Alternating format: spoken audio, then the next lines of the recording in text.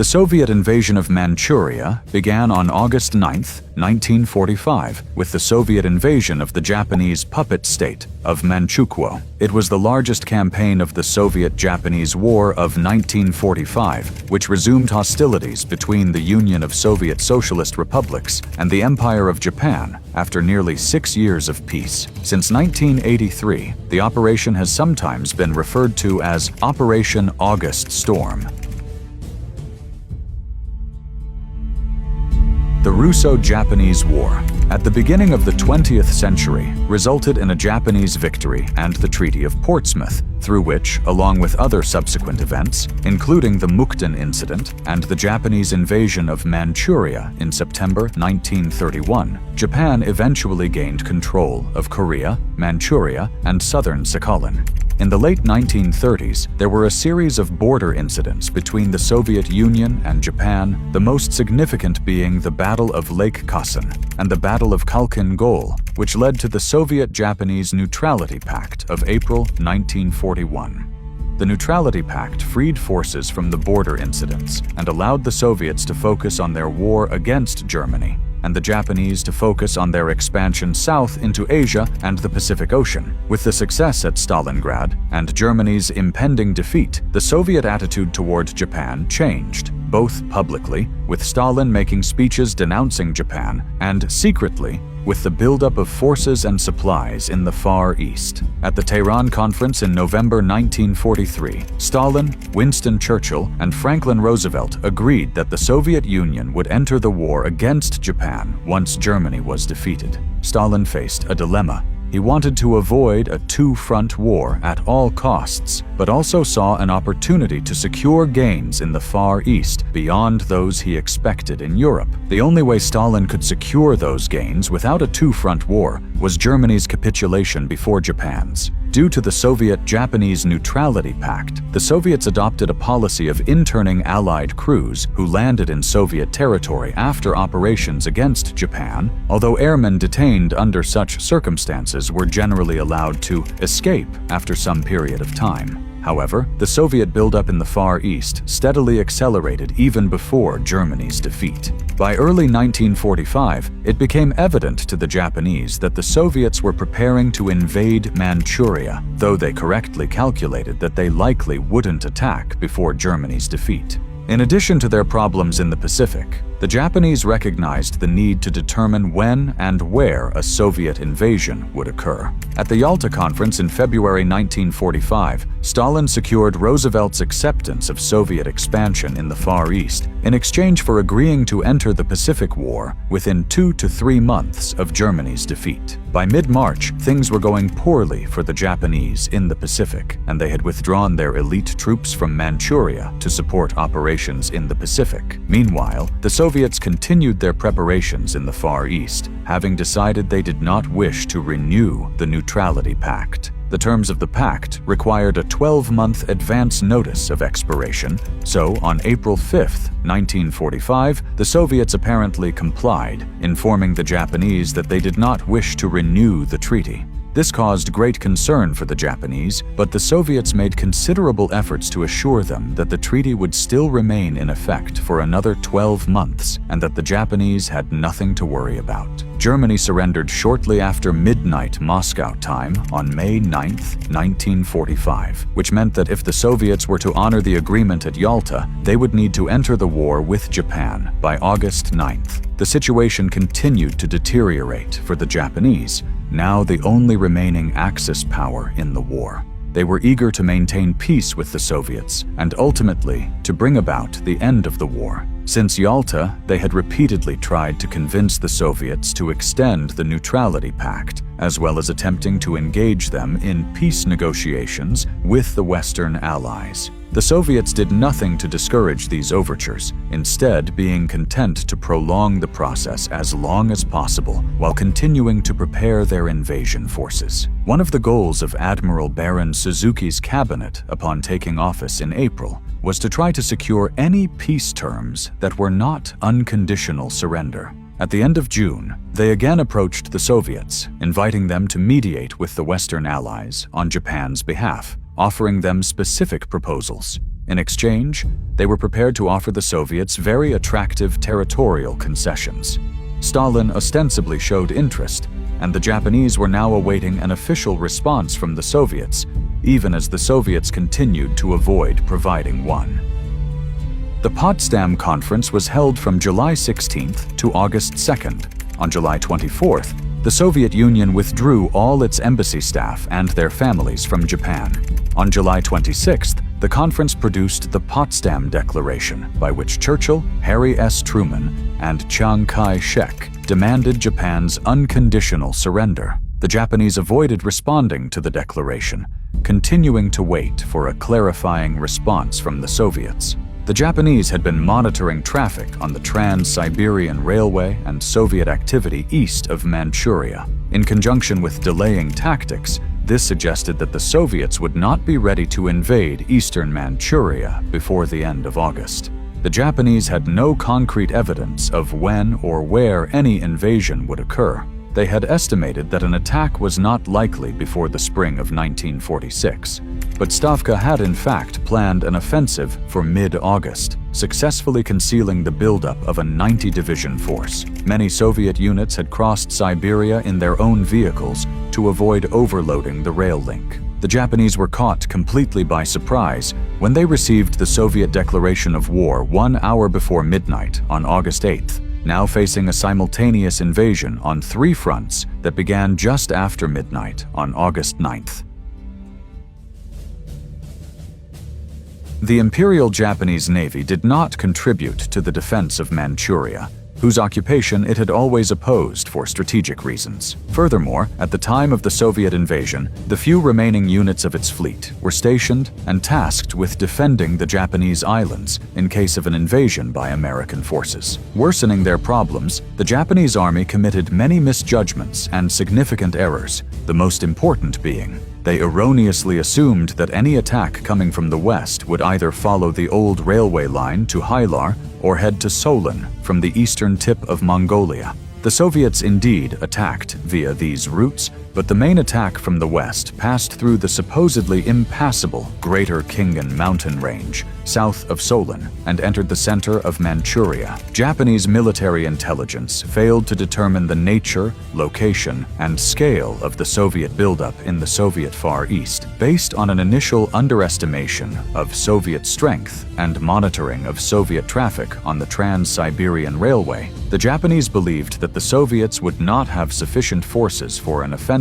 before the end of August 1945, and that an attack would be more likely in the fall of 1945 or spring of 1946. Due to the withdrawal of the Kwantung Army's elite forces for deployment in the Pacific Theater, the Japanese devised new operational plans during the summer of 1945 for the defense of Manchuria against an apparently inevitable Soviet attack. This required redeploying most available forces from the border areas. The borders would be lightly held, and delaying actions would be fought, while the main force was to hold the southeastern corner firmly, thus defending Korea from attack. Furthermore, the Japanese had observed Soviet activity only on the Trans-Siberian Railway and along the eastern front of Manchuria, and therefore prepared for an invasion coming from the east. They believed that when an attack came from the west, the redeployed forces would be able to handle it.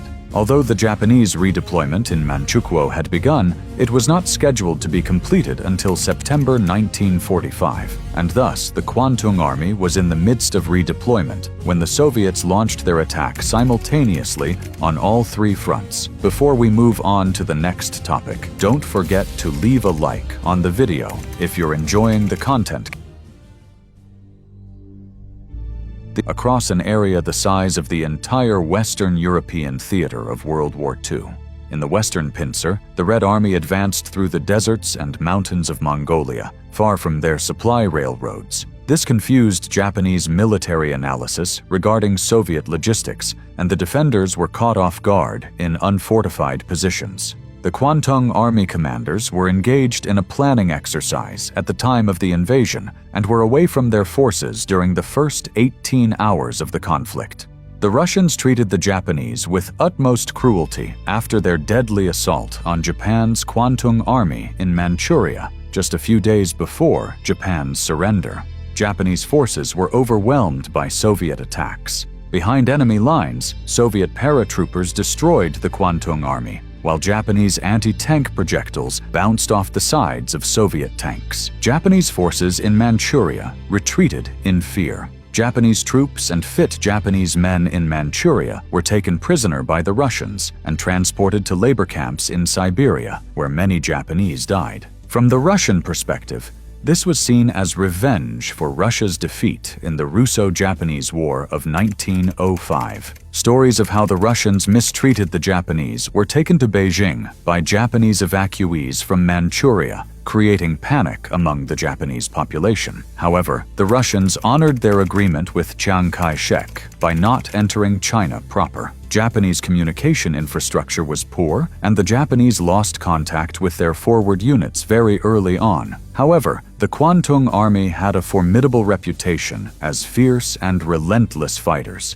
and even though undersized and unprepared, they put up strong resistance in the city of Hylar, which tied down some Soviet forces. The Japanese defenders held out until August 18th, when 3,827 survivors surrendered. At the same time, Soviet airborne units seized airfields and urban centers ahead of ground forces, and aircraft transported fuel to those units that had outrun their supply lines. Because Japanese 37mm and 47mm anti-tank guns were only suitable for fighting light Soviet tanks, Japanese forces decided to use suicide bomber squads strapped with grenades and explosives as their main improvised anti-tank weapon. There are reports that the Japanese Army Air Force was using kamikaze planes to try to stop the Soviet advance. However, the prospect of a quick defeat for the Japanese army seemed far from certain, given the fanatical and sometimes suicidal resistance displayed by Japanese forces, similar to the Battle of Okinawa from April to June 1945. There was every reason to believe that a long and difficult campaign to capture the last remaining fortified Japanese areas was expected. In some parts of the Soviet advance, these expectations were fulfilled. After a week of fighting, during which Soviet forces had penetrated deep into Manchukuo, Japan's Emperor Hirohito recorded the Gyokuon Hoso, which was broadcast over the radio to the Japanese nation on August 15, 1945. It did not make direct reference to Japan's surrender. Instead, it declared that the government had been instructed to fully accept the terms of the Potsdam Declaration. This created confusion in the minds of many listeners who were unsure if Japan had surrendered. The poor audio quality of the radio transmission, as well as the formal and courtly language in which the speech was composed, worsened the confusion. The Imperial Japanese Army headquarters did not immediately communicate the ceasefire order to the Kwantung Army, and many elements of the army either did not understand it or ignored it. Therefore, pockets of strong resistance from the Kwantung Army continued, and the Soviets pushed on, largely bypassing these resistance pockets, reaching Mukden by August 20. The ceasefire order was eventually communicated to the Kwantung Army, but not before the Soviets had achieved most of their territorial gains. On August 18th, several Soviet amphibious landings were carried out ahead of the ground advance. 3 landings in northern Korea, 1 landing in southern Sakhalin, and 1 landing in the Kuril Islands. This meant that, in Korea at least, there were already Soviet soldiers waiting for the troops arriving by land. In southern Sakhalin and the Kurils, this meant a sudden establishment of Soviet sovereignty. The ground advance was halted at a considerable distance from the Yalu River, the beginning of the Korean peninsula, when air supply also became unavailable. The forces already in Korea were able to establish control over the northern area of the peninsula. According to previous agreements made with the American government to divide the Korean peninsula, Soviet forces stopped at the 38th parallel, leaving the Japanese still in control of the southern part of the peninsula. Later, on September 8, 1945, American forces landed in Incheon. The invasion of Manchuria was a contributing factor to Japan's surrender and the end of World War II. In addition, the Soviet occupation of Manchuria, along with the northern portions of the Korean peninsula, allowed these regions to be transferred by the Soviet Union to the control of local communists. The control of these regions by communist governments supported by Soviet authorities would be a factor in the rise of the Chinese communists and would shape the political conflict of the Korean War. Several thousand Japanese who had been sent as colonizers to Manchuria and Inner Mongolia were left behind in China. Most of the Japanese left behind in China were women, and these Japanese women mostly married Chinese men and became known as abandoned war wives, Zanryu Fujin. Because they had children fathered by Chinese men, the Japanese women could not bring their Chinese families back to Japan, so most of them remained. Japanese law only allowed children fathered by Japanese men to become Japanese citizens.